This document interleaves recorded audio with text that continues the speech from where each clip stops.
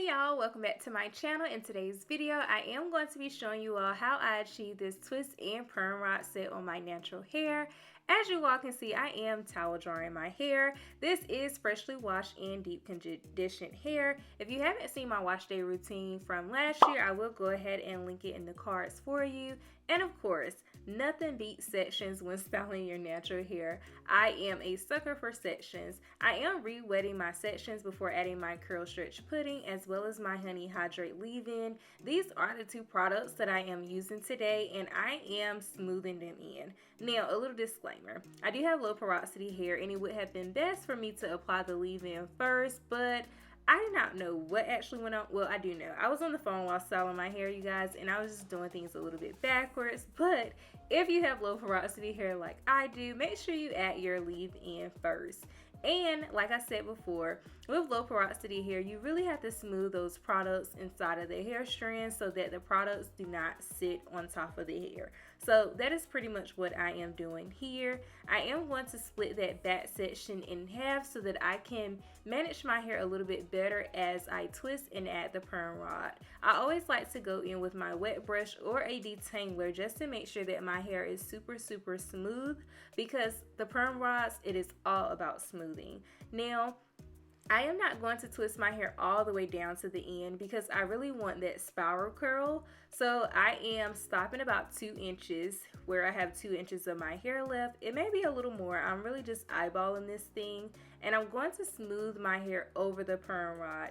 Now, I had a lot of tries to actually get this technique down pat, and what I have noticed is that the more products that you have on the ends of your hair, the better curl that you get in the end. So if my hair needs more product, I am not afraid to add it. I am very heavy-handed with my products, and I will go in with my comb or my wet brush just to make sure that my hair is as smooth as possible. I do like to twist my hair tightly because naturally our natural hair swells and the twist will loosen up. But just as I twist my hair tightly, I smooth my ends on this perm rod just as tightly.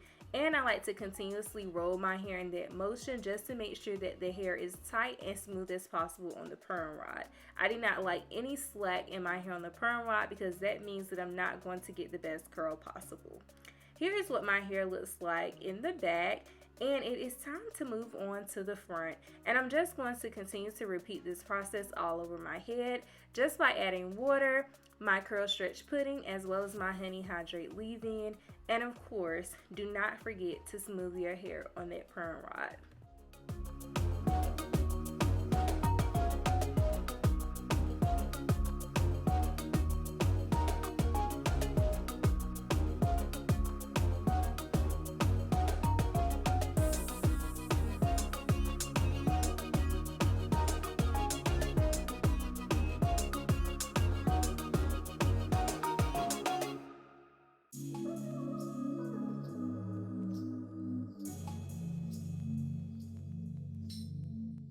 So as I get to the front, I am switching out for my gray perm rods because honestly, I ran out of the other ones. So of course, it wouldn't be me if I didn't run out of something. So I am just going to use the gray ones on top, pretty much in the crown and in the center of my head. This actually worked out really well for the style that I was going for because I feel like my bangs on this particular day were just really perfect. So of course, I am just smoothing that hair on the gray perm rod the same way as I did on the orange pink ones, whatever color you want to call it.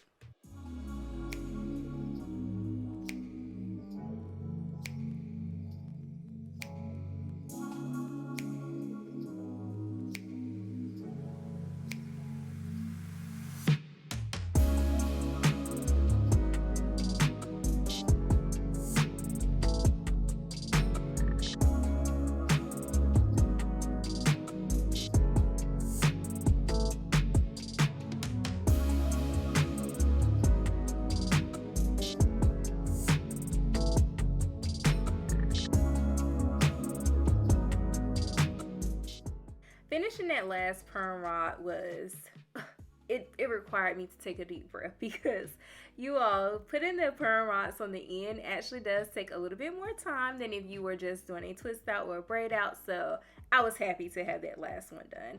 So of course, before I went to bed, I wanted to sit up under the dryer. I sat up under the dryer for about an hour, and then I went to bed. And here I am the next day, getting ready to have a couple's date night, and it is time to take out my hair. So this is the only bonnet that I had clean besides the pink one, so I had to work with what I had. So here I am. Do not take these perm rods out if your hair is not completely dry. Trust me, it is not going to work out in your favor, okay?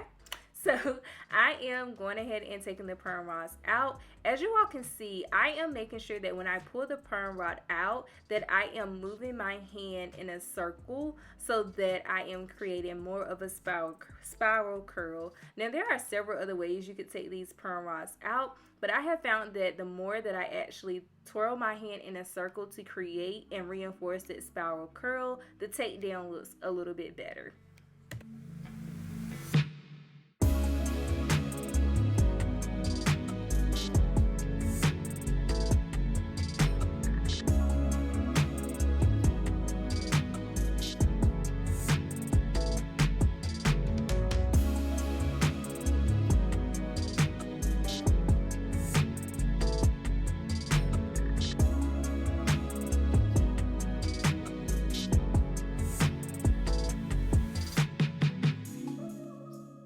Now on to the separating. Of course, you all, if you have done twist outs or anything like this before, you know that it is so easy to miss a twist. So that's why I have my hair in ponytail, so that I can make sure that I take down each one. Now when I'm separating my hair, I am making sure that I separate my hair where it naturally wants to separate. I am always in the game for making the hairstyle last as long as possible, and the less amount of frizz that you have, I have found that the hairstyle tends to last a little bit longer. And as I separate, I make sure that I coil those ends to make sure that I reinforce the curl.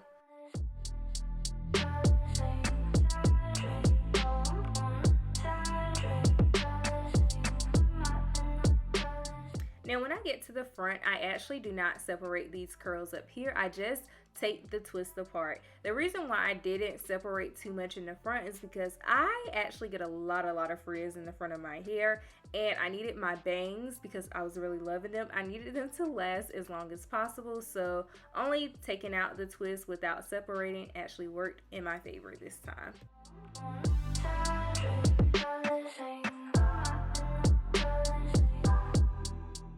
Here is the final look. I am really in love with this hairstyle. I think it's really the bang action for me. I have really been loving wearing my curly hair with a little bang in the front and not having to put edge control on my hair. But as always, I hope you all enjoyed the video and found it useful, and I can't wait to see you in the next one.